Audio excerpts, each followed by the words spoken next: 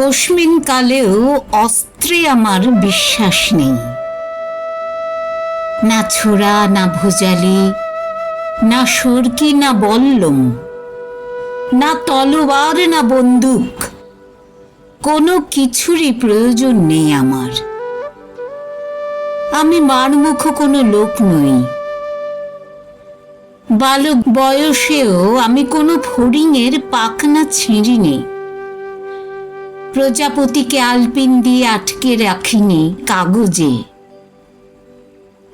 কখনো উড়ন্ত কিংবা গাছের ডালে বসে থাকা কোনো পাখির প্রতি তাক করিনি বন্দুকের চকচকে নল। ছায়াময় আশ্রয়ে সময় পোহানো পাখি, বিকেলের আবির মেঘে দাঁড়ানো তন্নির মতো গাছ, পলায়ন পর সূর্যের চুমো খাওয়া নদী, ইতস্তত ছড়িয়ে থাকা খুচরো সিকি আধুলির মতো তারা, প্রত্যেকেই নিজস্ব ভাষায় গুঞ্জরিত হয়ে ওঠে শান্তির পাঁচালিতে। দুই আগুনের মাঝখানে দাঁড়িয়ে আমি কান পাতি গোলাপ আর চন্দনের ব্রত কথায়। যতদূর মনে করতে পারি, কোনো দিন আমার ওষ্ঠ অস্ত্রবন্দনায় স্ফুরিত হয়নি।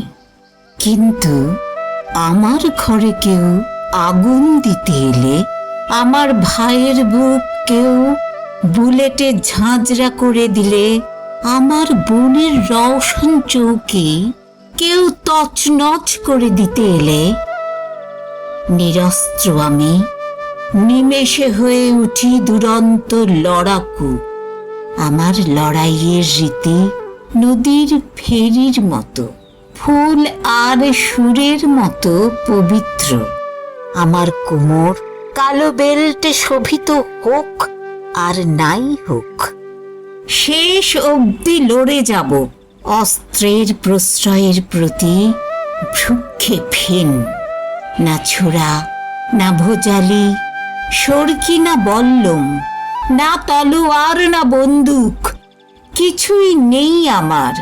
এই আমি নিজেই আমার অস্ত্র।